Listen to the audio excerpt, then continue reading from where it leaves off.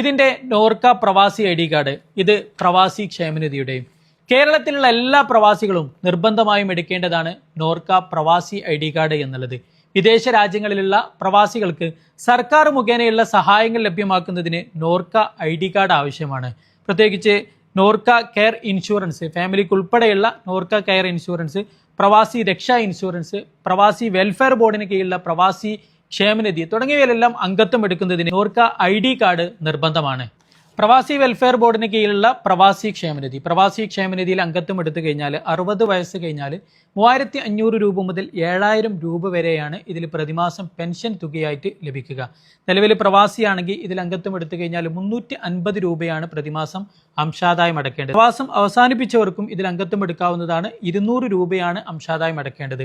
5 വർഷം തുടർച്ചയായിട്ട് അടക്കുന്നവർക്കാണ് ഈ ഒരു പെൻഷൻ പദ്ധതി ഉള്ളത്. ചികിത്സാ സഹായം, പെൺമക്കളുടെ വിവാഹ ധനസഹായം, മക്കളുടെ വിദ്യാഭ്യാസ ധനസഹായം തുടങ്ങിയിട്ടുള്ള വിവിധ ആനുകൂല്യങ്ങളാണുള്ളത്. നോർക്ക കെയർ ഇൻഷുറൻസ്, പ്രവാസി രക്ഷാ ഇൻഷുറൻസ്, നോർക്ക കാർഡ്, പ്രവാസി ക്ഷേമനിധി തുടങ്ങിയവയിലെല്ലാം അംഗത്വം എടുക്കുന്നതിന് നിങ്ങൾക്ക് ഞങ്ങളെ ഒരു താഴെയുള്ള നമ്പർ മുഖേന ബന്ധപ്പെടാവുന്നതാണ്.